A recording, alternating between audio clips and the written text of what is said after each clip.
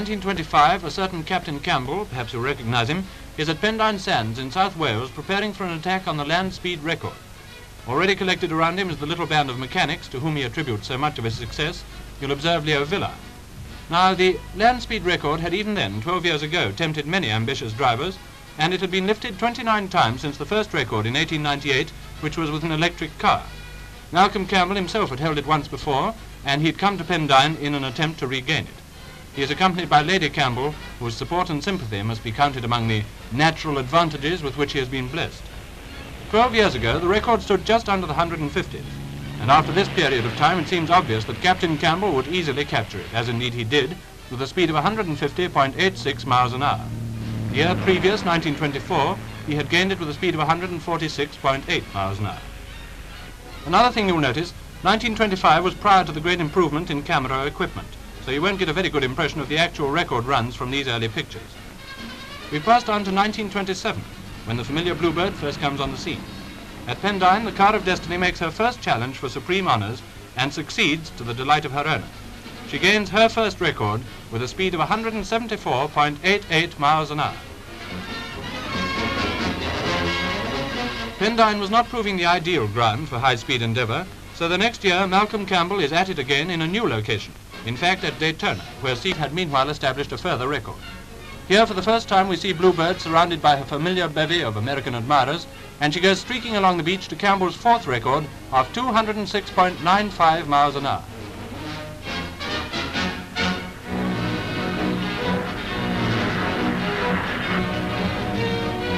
Perhaps you'll recognize General Dawes among the Americans who gathered to acclaim the achievement. Perhaps, too, you would like to see our guest of honor holding a cup. It's a pre-slump model. Burnhoek Pan in South Africa, the date 1929. Malcolm Campbell has been searching for an alternative to Daytona, and this big expanse of inland sand in the heart of Cape Colony attracted him.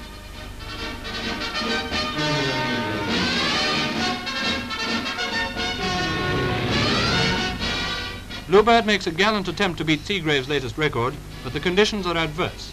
Burnhoek Pan is not all that it was represented, and the land speed record over the measured mile is not broken, though the 5-mile and 5-kilometer distances are added to the Campbell collection. Daytona it had to be. So in 1931, the Bluebird, remodeled with a 1400 horsepower Napier engine, is back in Florida. It's a bit soft still. I don't know what speed we can lock up, but we shan't go very fast.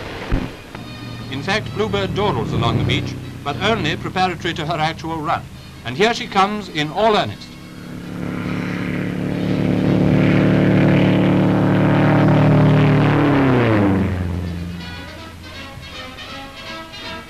Then back on the return mile.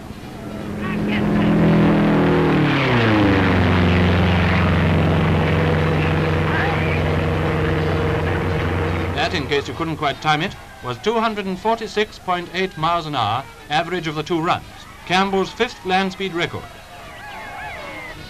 This particular achievement captured the public imagination and was fittingly recognized by King George V with the honor of knighthood. A triumphal return to London culminated in a reception at Westminster Hall, where Mr. Morrison, Transport Minister in the Labour government, was spokesman. His Majesty the King has been pleased to bestow the honor of knighthood. A very pleasant occasion to look back on, Sir Malcolm. Funny thing, you weren't satisfied.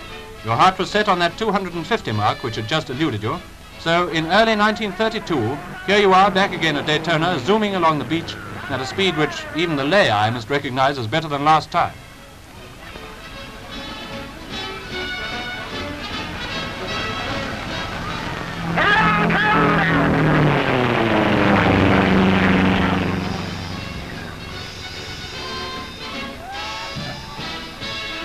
.253.95 miles an hour. It was tremendous, and as it was the mark at which we knew you had been aiming for so long, all your friends were overjoyed.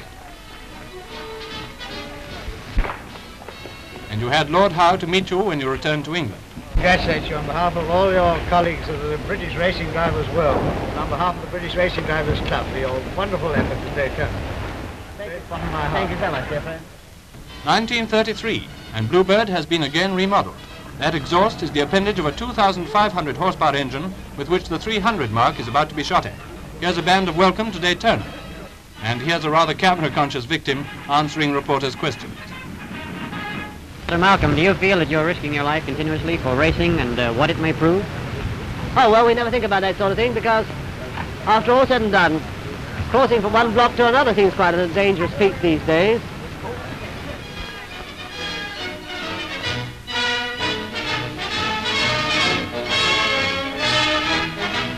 She's off on a new record.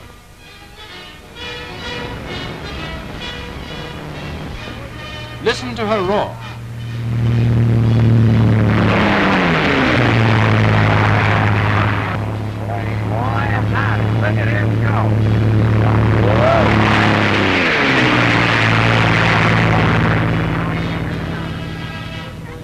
Well, that time it was 272.108, your seventh land speed record. And this is what you said about it. Thrill. I suggest that they drive this old car at a speed of anything between 270 and 280 miles an hour, and they'll get a real kick, I can assure them of that. 1935. Between 270 and 280 miles an hour is not enough.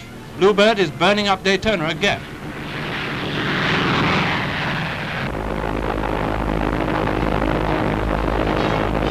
This year, luck was particularly hard. The sea and the wind between them combined to frustrate suitable conditions, and the record runs are made in circumstances of a special hazard.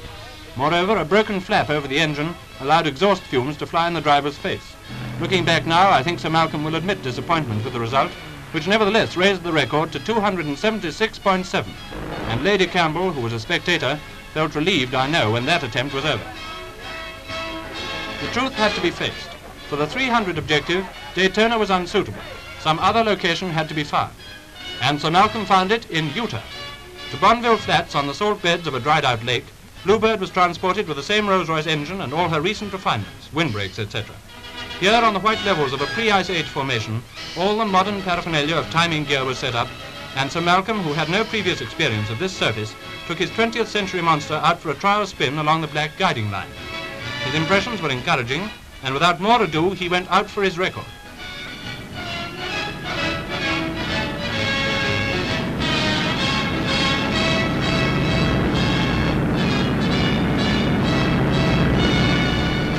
Did you notice that swerve? I'll explain it afterwards.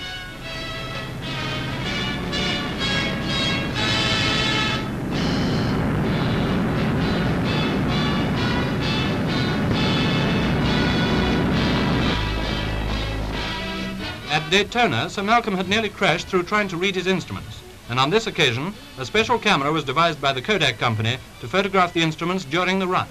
The revolution counter on the top left shows how the engine revs up in hundreds per minute. Bluebird is now entering the measured mile, and when the needle hits 34, that is 3,400 revolutions per minute, she will have exceeded the 300 mark. Now the car's losing speed, as you will see from the sharp fall in the oil pressure and supercharger gauge below. The clock unfortunately stopped, but actually shows the time he started the first run. Well, a new record was achieved, but for the space of a few hours it was believed to be one fractionally below 300.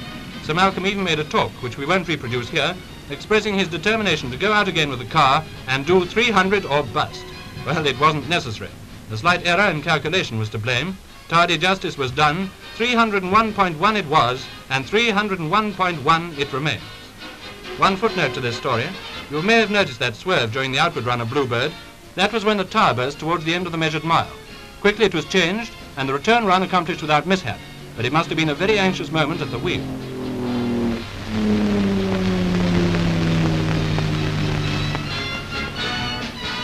"1937, this year of grace.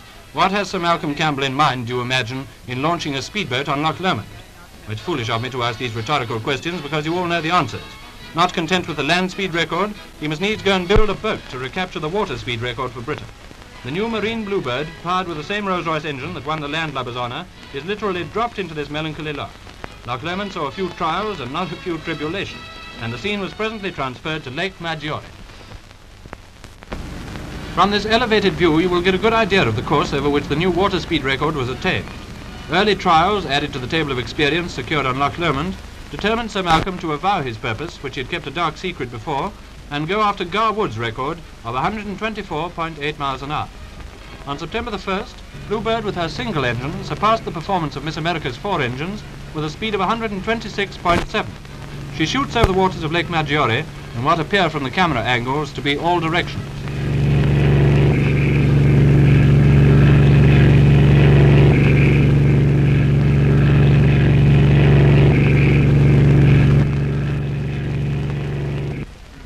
On the following day, September the 2nd, Bluebird shattered the record again with a burst of 129.5 miles an hour. And in this instance, you get a long and sustained shot of her achievement.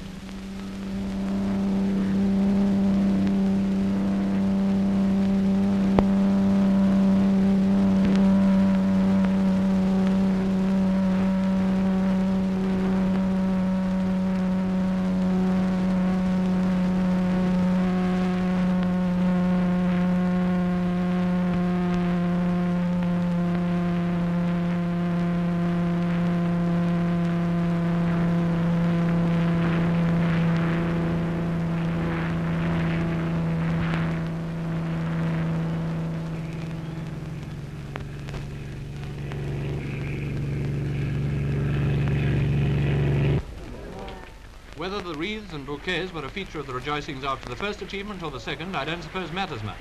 They are the climax of our film. However, the interpretation of our sentiments is not up to me. This is just a film of Sir Malcolm Campbell's achievements on land and water. And until he attempts some new adventure, I'm afraid it must be considered the end.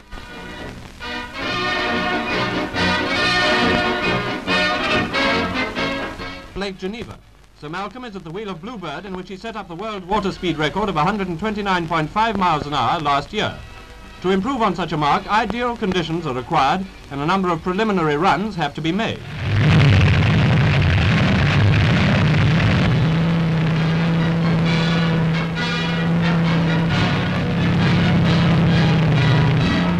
When Sir Malcolm does let her out, he reaches 126.3 miles an hour, which falls short of his own best. But don't be surprised if at any moment weather conditions prove just right and he smashes the world record again.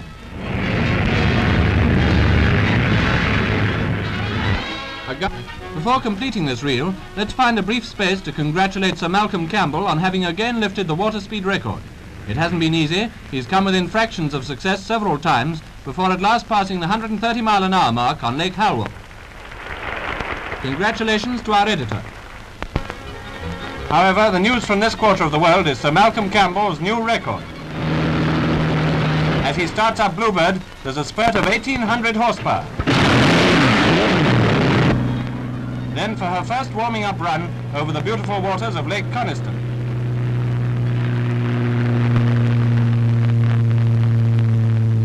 Well, we've just come back from our test. Everything quite satisfactory. So satisfactory, in fact, that British Movietone's former editor decides to go all out for the record next day.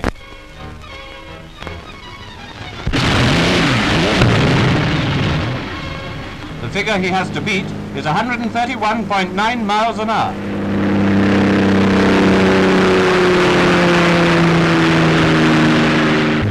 And here's the return run.